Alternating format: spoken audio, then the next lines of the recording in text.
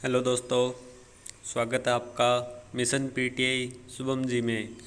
आज हम आपके लिए लेके आए हैं अपने जो फिज़िकल एजुकेशन के अंदर कंडीशनिंग टॉपिक है, उसके अंदर जो अपने 3-4 प्रकार की ट्रेनिंग होती है, सर्किट ट्रेनिंग, फार्टलेक ट्रेनिंग और इंटरवल ट्रेनिंग, उनके बारे में आज अपनी चर्चा करेंगे। उससे पहले हम आपको बता दें कि अपने जो है नियमित रूप से कक्षाएं शुरू हो चुकी है।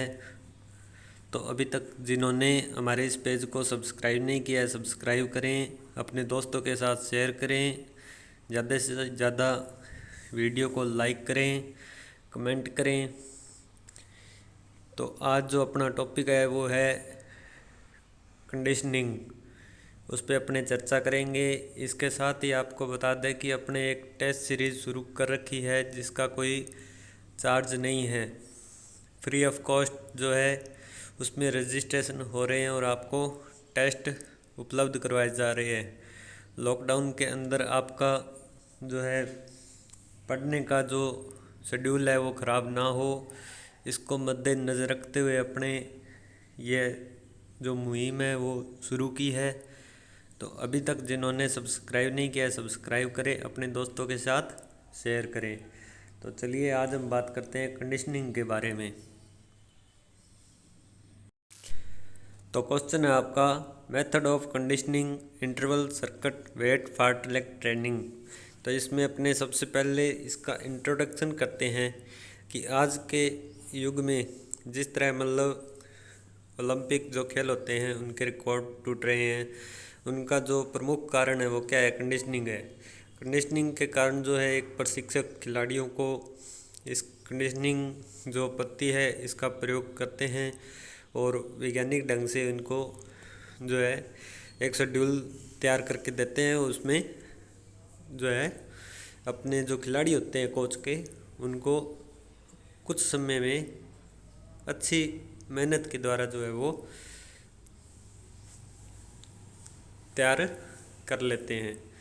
मगर अपने जो कंडीशनिंग है, कंडीशनिंग का अगर अपने बच्चों पे करेंगे तो इसका क्या होता है कि कंडीशनिंग के अंतर्गत जो है वो कम समय में कोई भी खिलाड़ी है, चाहे कोई भी गेम का है, चाहे क्रिकेट है, चाहे फुटबॉल है, चाहे वॉलीबॉल है, कोई भी खेल है, उसमें जो खिलाड़ी है वो सर्वश्रेष्ठ प्रदर्शन नहीं कर सकता है, क्योंकि उसे श्रेष्ठ बनने के लिए बहुत प्रयास करना पड़ेगा। उसको बहुत सी जो क्रियाएं हैं वो करनी पड़ेगी, बहुत से जो रास्ते हैं उनको पार करना पड़ेगा, उसके बाद में ही वो जो है अच्छा प्रदर्शन कर पाएगा या अच्छा खिलाड़ी बन सकता है। तो इसमें अपने क्या होता है कि श्रेष्ठ खिलाड़ी बनने के लिए जो है वो कंडीशनिंग की आवश्यकता होती है। और जो कोच होते हैं वो इस तरीके से शेड्यूल तैयार करते हैं कि बच्चों को जो है अपना पुराना रिकॉर्ड भी तोड़ दे और नया रिकॉर्ड तैयार करेगा बच्चा, पुराना रिकॉर्ड तोड़ेगा तो उसके दौरान जो उसके द्वारा एक्टिविटी की जाती है उसमें उसको जो है थकान महसूस ना हो, इसलिए इस पद्धति का प्रयोग किया जाता है। इसलिए ये रिकॉर्ड जो है वो जल्दी से टूट रहे हैं। अब अपने एग्ज़ाम्पल की बात करते हैं तो एग्ज़ाम्पल में क्या होता है कि 8 फीट ऊंची कूद लगाना, हाई जंप जो है वो 8 फीट का लगाना, ठीक है। मतलब 1 फीट में 1 मीटर में होते हैं 3.25 फुट, तो अब देख लो, ठीक है। उस तरीके से उसके बाद में 24 फुट लंबी कूद, लॉन्ग जंप जो है वो कितना है? 24 फुट का है। उसके बाद में 10 सेकंड से कम समय में 100 मीटर दौड़ पूरी करना। तो ये चीज़ें कब कंप्लीट करेगा बच्चा? जब उसको मतलब कंडीशनिंग के अंतर्गत प्रशिक्षण दिया जा रहा है कोच के द्वारा, तभी वो बच्चा पूरा कर सकता है। अर्थात हम कह सकते हैं कि यह सभी परिवर्तन कंडीशनिंग के द्वारा संभव हुए हैं और कंडीशनिंग को आज के युग में खेल प्रशिक्षण तथा अन्य व्यक्तियों ने इसे अपनाया और अनुकूलता को अनिवार्यता दी। मतलब जो कंडीशनिंग है, ठीक है, ये जो कंडीशनिंग वर्ड है, कंडीशनिंग वर्ड का हिंदी अर्थ क्या है? अनुकूलता। मतलब किसी भी चीज़ के प्रति अपने जो कार्य करते हैं उसके अनुकूल होकर अपने को कार्य करना पड़ेगा।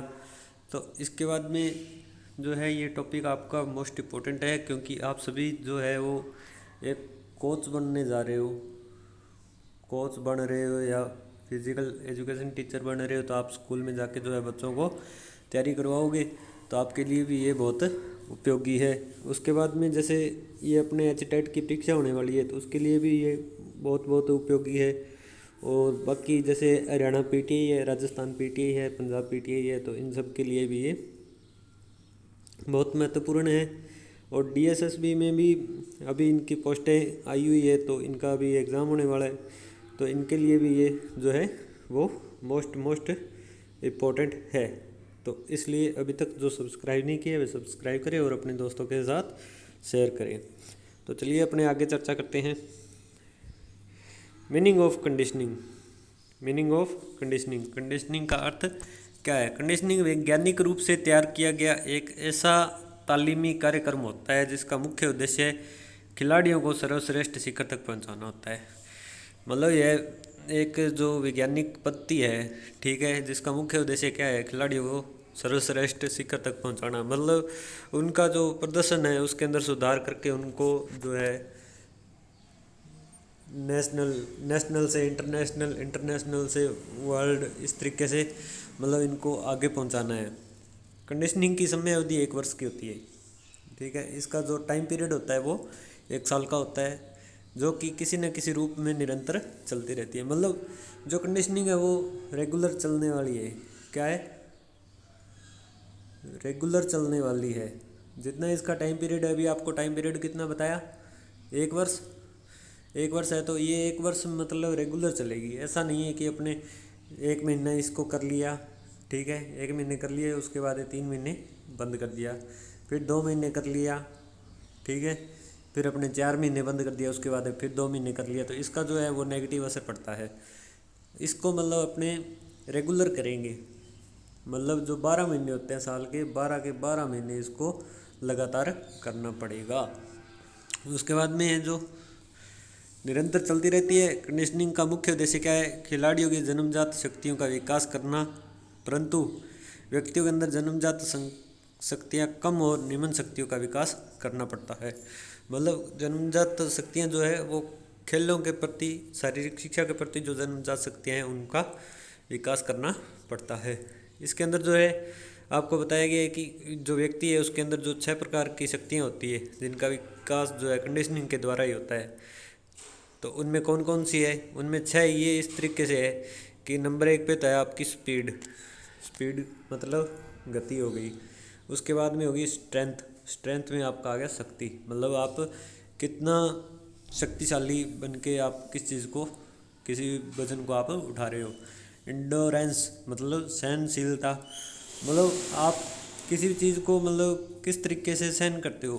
कई बार जैसे क्या होता है कि अपने कोई गेम कर रहे हैं, ठीक है, तो गेम करने के दौरान जो सामने वाली टीम है उसका खिलाड़ी कोई रॉन्ग खेल रहा है, तो आप में अगर सहन शक्ति है तो आप इसको क्या कर सकते हो, आप अपने गेम में ध्यान दे के अपना जो प्रदर्शन है वो ख़राब नहीं कर सकते। अगर आपके अंदर सहनशीलता नहीं है तो आप उस खिलाड़ी की ओर ध्यान दोगे और उस खिलाड़ी की ओर ध्यान देने के बाद में जो आपका प्रदर्शन लेवल है वो नीचे आ जाएगा। उसके बाद में एग्लिटी, चपलता, उसके बाद में लचकता, फ्लेक्सिबिलिटी और विल पावर, आत्मविश्वास। मुख्य रूप से इसमें जो है वो आत्मविश्वास होना बहुत ज़रूरी है। उसके बाद में सहनशीलता, शक्ति और गति, फिर लचकता और चपलता। लचकता तो देखो जो अपने फिजिकल एजुकेशन के जो बंदे होते हैं, ठीक है, फिजिकल वर्क वगैरह करते हैं, उनके अंदर सर्वाधिक जो पाया जाता है वो लचकता पाई जाती है।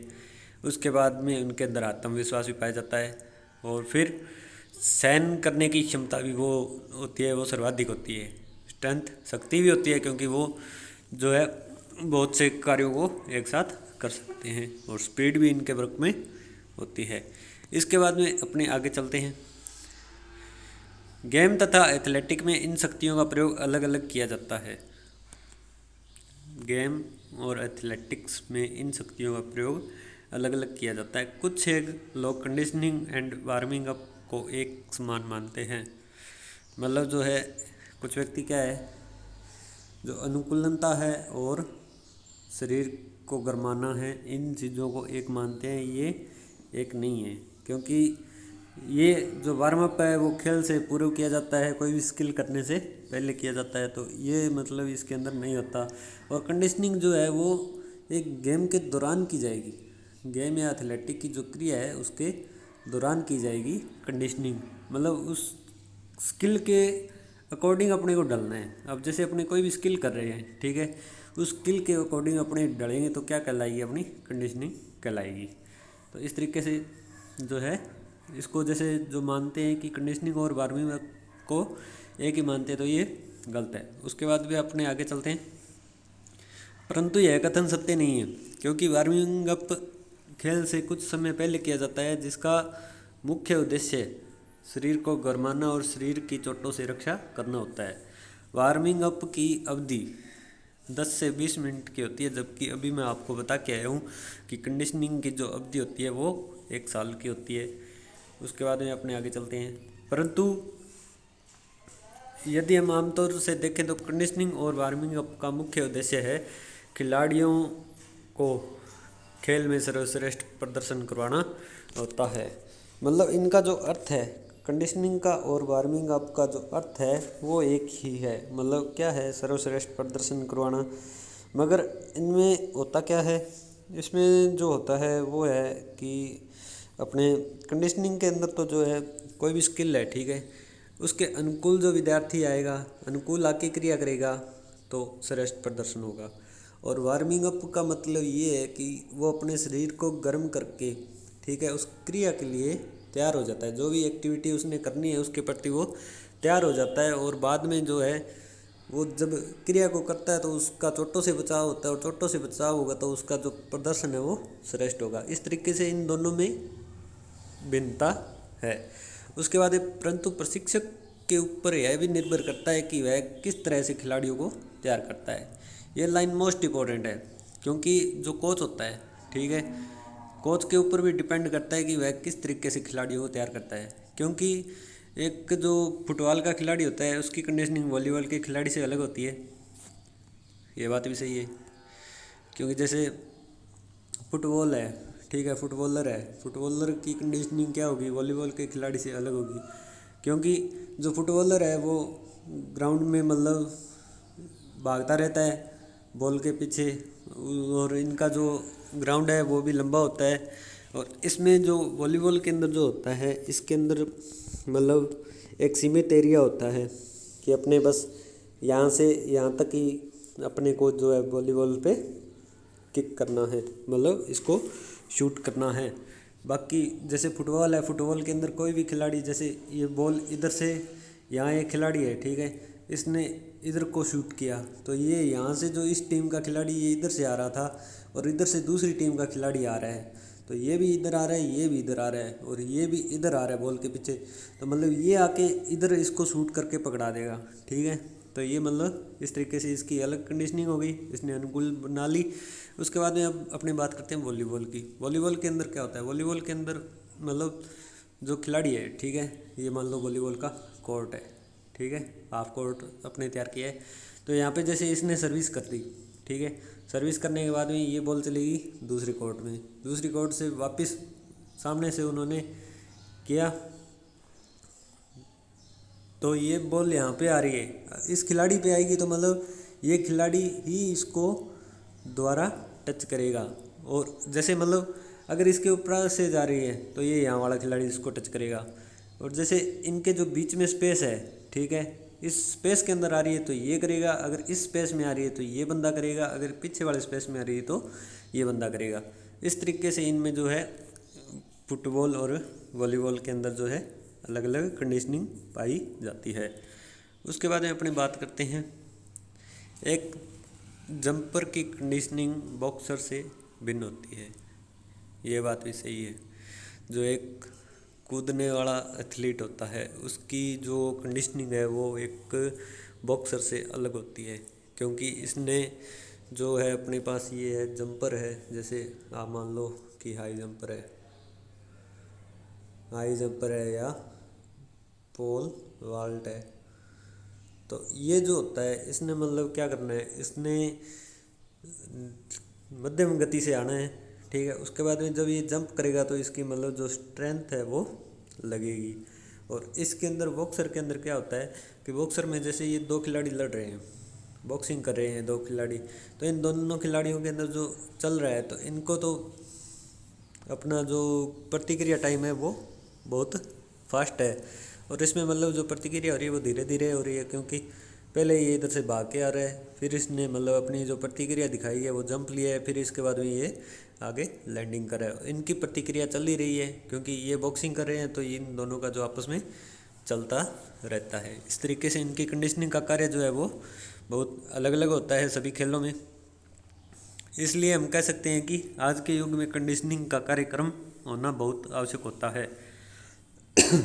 कंडीशनिंग का कार्यक्रम होना बहुत आवश्यक होता है। उसके बाद में मेथड ऑफ कंडीशनिंग, मतलब ये जो मेथड है इनके बारे में अपने चर्चा करनी है। मेथड ऑफ कंडीशनिंग मतलब जो कंडीशनिंग की विधियाँ हैं वो कौन कौन सी है, तो अपने टाइप ऑफ कंडीशनिंग मेथड मतलब विधियों के प्रकार। तो इसमें जो सबसे पहले है वो आपकी सर्किट ट्रेनिंग है, सर्किट ट्रेनिंग आ गई। उसके बाद में आ गया फार्टलेक ट्रेनिंग, उसके बाद में इंटरवल ट्रेनिंग, उसके बाद में वेट ट्रेनिंग और कंटिन्यूस ट्रेनिंग। तो ये जो पांचों हैं ये पांचों आपके लिए मोस्ट मोस्ट मोस्ट इम्पोर्टेंट है। किसके लिए? फिजिकल एजुकेशन के लिए, एजुकेशन टीचर के लिए और जो कोच होते हैं उनके लिए ये जो पांचों विधियाँ हैं मेथड ऑफ कंडीशनिंग ये मोस्ट मोस्ट इम्पोर्टेंट है। अब अपने इनके बारे में बात करते हैं, इनके बारे में अपने बात करते हैं। सबसे पहले अपने लेते हैं, किसको लेना है? सर्किट ट्रेनिंग को। सर्किट ट्रेनिंग को लेते हैं तो अपने सर्किट ट्रेनिंग के बारे में बात करते हैं। सर्किट ट्रेनिंग में जो है जब ये सर्किट ट्रेनिंग शुरू की जाती है, ठीक है, तो उसमें क्या होता है स्टार्टिंग में जो इनका जो ट्रेनिंग को पूरा करने का जो टाइम होता है वो कितना होता है? वो होता है 40 मिनट का। 40 मिनट का जो टाइम होता है वो किसके लिए होता है?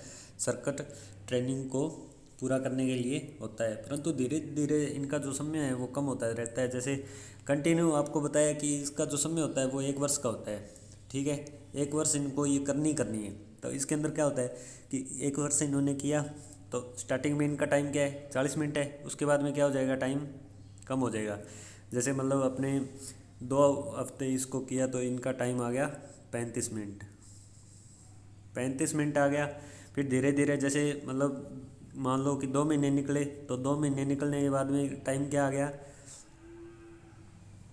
20 से 22 मिनट में जो है ये अपनी सर्किट ट्रेनिंग को पूरा कर रहे हैं।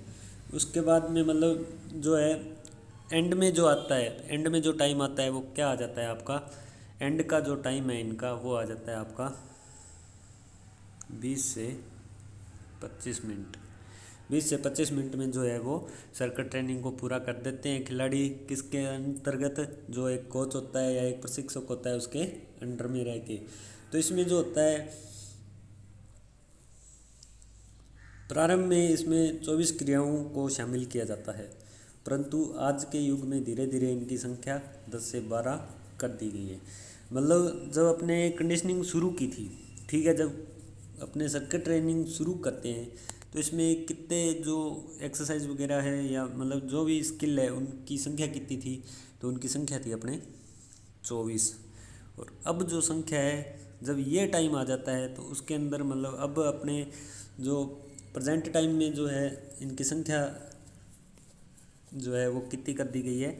वो कर दी गई है 10 से 12, क्योंकि अब विज्ञान का युग है और विज्ञान के युग में नई नई जो है सुविधाएं इनको उपलब्ध हो रही है, नए नए संसाधनों का विकास हो रहा है। तो इनसे जो है खिलाड़ियों को भी इसका पूरा फ़ायदा हो रहा है। तो इनका जो है 10 से 12 संख्या कर दी गई। अब अपने बात करते हैं कि जो सर्किट ट्रेनिंग है, ठीक है, सर्किट ट्रेनिंग को करवाने से पहले निम्नलिखित बातों का ध्यान रखना चाहिए। किन बातों का ध्यान रखना है? इसको करने से पहले कौन कौन सी बातों का जो है अपने ध्यान रखना है?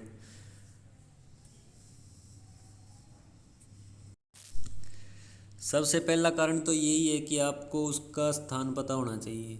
स्थान का निर्धारित करना चाहिए कि अपने ये कौन से स्थान पे जो है सर्किट ट्रेनिंग करवानी है। उसके बाद में क्या है कि अपने को आवर्तनों की संख्या, आवर्तन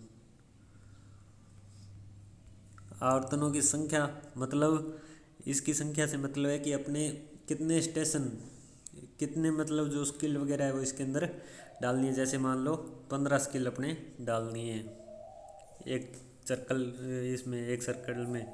तो उसके बाद आगे जो आता है कि इसके अंदर जो है जो प्रयोग होना है, जो अपने इसके अंदर स्किल डाली है, ठीक है।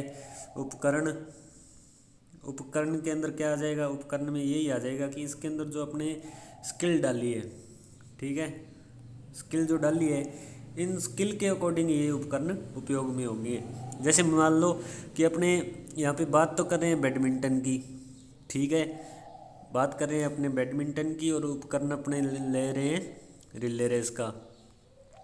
तो इस तरीके से ये जो है नकारात्मक प्रभाव पड़ता है जो आवर्तन में डाली गई है। मतलब अपने अगर बैडमिंटन डाला है तो अपने बैडमिंटन का ही उपकरण काम में लेना है और कोई उपकरण काम में नहीं लेना है।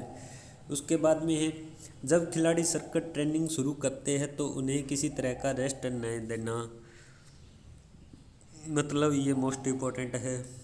मोस्ट इम्पोर्टेंट क्या है, मोस्ट इम्पोर्टेंट ये है कि जब मतलब खिलाड़ी सर्किट ट्रेनिंग शुरू करता है, जैसे आज से मान लो आपने सर्किट ट्रेनिंग शुरू कर ली, तो इनको मतलब जैसे ये यहाँ आपको करवाई जा रही है वार्मिंग अप, उसके बाद में आपको करवाया लीड अप गेम या कौशल का प्रदर्शन करवाया, तो इसके बीच में जो आपको जो है वो रेस्ट नहीं देना है। इस तरीके से मतलब इसके अंदर भी मान लो अब अपने को इसमें वॉलीबॉल की जो है अपर एंड सर्विस बताई जा रही है और उसके बाद में अपने को बताई जाएगी लोअर एंड सर्विस। तो इसके बीच में भी अपने को जो है वो टाइम नहीं देना चाहिए। बाद में जैसे कौशल का अभ्यास करेगा खिलाड़ी, उसके बाद में अपने धीरे धीरे जो है ये टाइम अपने को दे देना चाहिए। उसके बाद में बात करते हैं कि सर्किट ट्रेनिंग का एक आवर्तन पूरा होने के बाद खिलाड़ी को आराम देना चाहिए। मतलब ये जो अपना चक्कर है ये यहाँ से चला वार्म अप, उसके बाद में स्किलों के नाम बता दिए, उसके बाद में आ गया आपका अपर एंड सर्विस, उसके बाद में आ गया लोअर एंड सर्विस, उसके बाद में आपका मतलब जो है एक आ गया प्रैक्टिस सेट। उसके बाद में आप यहाँ पहुँच गए इस जगह जहाँ से आपने शुरू किया था। तो अब क्या होता है कि शुरू वाली जगह पे पहुँचने के बाद में आपको जो है वो क्या दिया जाएगा, एक रेस्ट दिया जाएगा। उससे पहले जैसे आप यहाँ से यहाँ आ रहे हो, कहाँ से कहाँ, जैसे मान लो आपने यहाँ से अपर एंड सर्विस सीख ली, उसके बाद में आप लोअर एंड सर्विस में आ रहे हो, तो इसके बीच में आपको जो है वो रेस्ट नहीं दिया जाएगा और ये पूरा करने के बाद में जो है आपको एक रेस्ट दिया जाएगा। उसके बाद में कीमती उपकरणों के बजाय सस्ते उपकरणों का प्रयोग करना, ये बात भी सही है। मतलब जो अपने महंगे उपकरण होते हैं, क्या होते हैं, महंगे उपकरणों की बजाय अपने को क्या करने चाहिए, मध्यम जो है टाइप के उपकरण काम में लेने चाहिए। उसके बाद में अपना नंबर 2 पे आता है फार्टलेक ट्रेनिंग। अब अपने बात करते हैं फार्टलेक की कि फार्टलेक होता क्या जुगाड़ है। फार्टलेक जो है एक स्वीडिश शब्द है। क्या है, स्वीडिश शब्द है जिसका अर्थ होता है स्पीड प्ले। इसका मतलब क्या होता है, इसका मतलब होता है स्पीड प्ले। अब इसके अंदर क्या होता है, स्पीड प्ले के अंदर मैदान, ट्रैक और जिम्नेजियम को छोड़कर घास के मैदान, रेतीली ज़मीन, जंगल आदि में करवाई जाती है। तो ये अब आपको बता रहा है कि ये कहाँ करवाई जाती है। तो कहाँ करवाई जाती है, एक तो आ गया आपका नंबर 1 जो है वो आ गया घास का मैदान,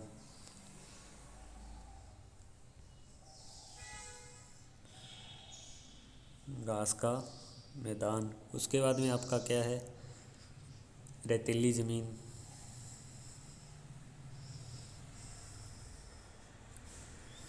फिर आपका क्या है, नंबर 3 पे क्या है आपका जंगल।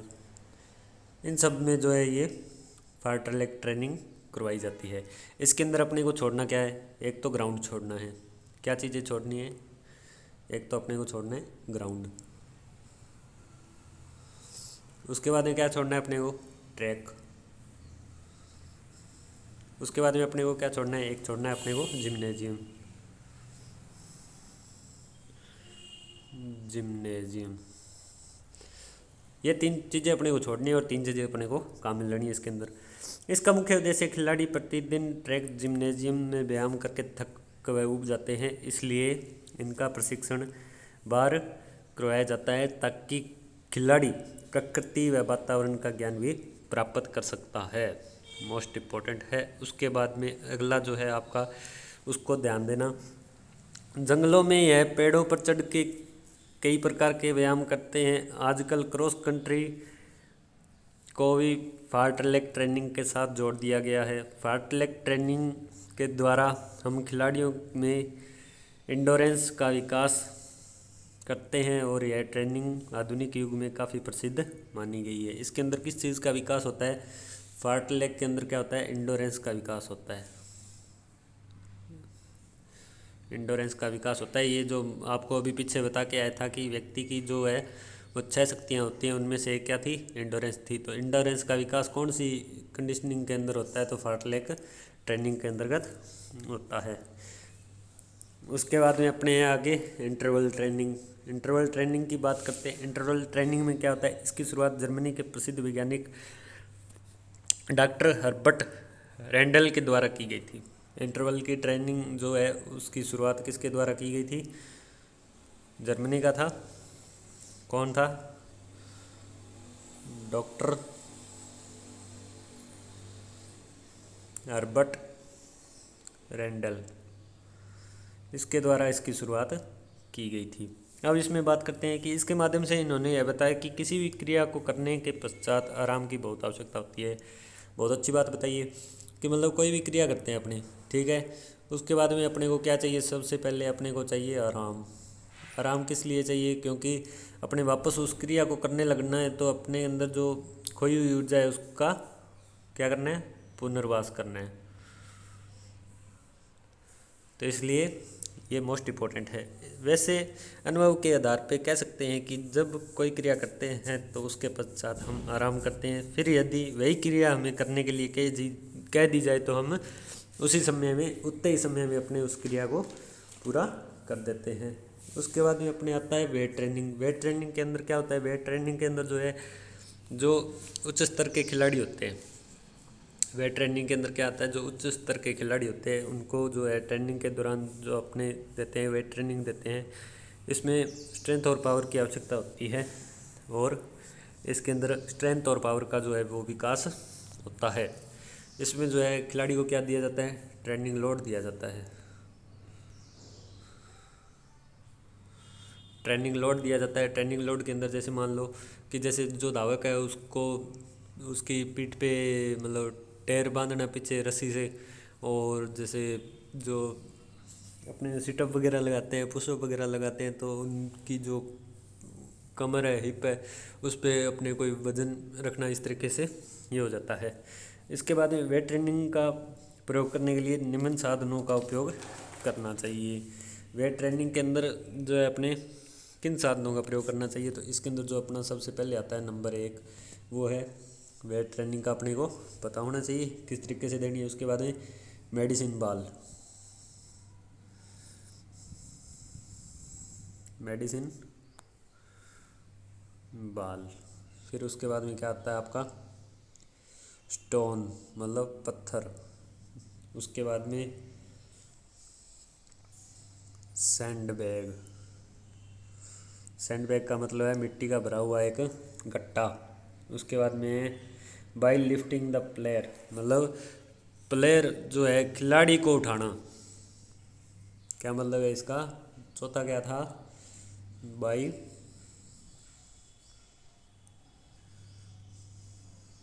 लिफ्टिंग द प्लेयर, मतलब जो खिलाड़ियों को जैसे पीठ पे उठाना, या मतलब उनको पीठ पे उठा के कुछ देर चलना। उसके बाद में रेपिटेशन, मतलब इनकी पुनरावृत्ति करना। इस तरीके से ये आपका हो जाता है। उसके बाद में अपना आता है निरंतर परीक्षण, कंटिन्यूस ट्रेनिंग। कंटिन्यूस ट्रेनिंग के अंदर क्या होता है साथियों? कंटिन्यूस ट्रेनिंग के अंदर जो है इस प्रशिक्षण में बिना रुके निरंतर क्रियाएं करवाई जाती है। इस ट्रेनिंग के माध्यम से खिलाड़ियों में सहनशीलता को बढ़ाया जाता है। किस चीज़ को बढ़ाया जाता है? सहनशीलता को बढ़ाया जाता है। यह ट्रेनिंग ज़्यादातर क्रॉस कंट्री, मैराथन व लंबी दौड़ों के लिए प्रयोग में लाई जाती है। किसके अंदर प्रयोग में लाई जाती है, तो सबसे पहले आपका आ गया, अपने इसकी बात की थी क्रॉस कंट्री, और उसके बाद में क्या है मैराथन, मैराथन के अंदर काम में लाई जाती है। उसके बाद में किस चीज़ में लाई जाती है, लॉन्ग रेसेज में, लॉन्ग डिस्टेंस रेस में जो है वो काम लाई जाती है। उसके बाद में इसमें क्या होता है, इसका जो कारण है वो क्या होता है, इसमें एक तो है अपनी सहन शक्ति का विकास होता है, सहन शक्ति का विकास होता है। उसके बाद में क्या होता है, बिना थके हुए निरंतर कार्य करना, जो अपने को कार्य करना है वो बिना थके हुए करना है। इसमें अगर जो थक गया समझो हार गया। उसके बाद में नंबर 3 पे है हार्ट और लंग्स की जो है कार्य क्षमता बढ़ती है, हार्ट और लंग्स की कार्य क्षमता बढ़ती है।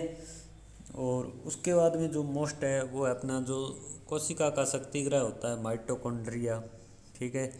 माइटोकॉन्ड्रिया की जो है वो आकार और संख्या में वृद्धि होती है।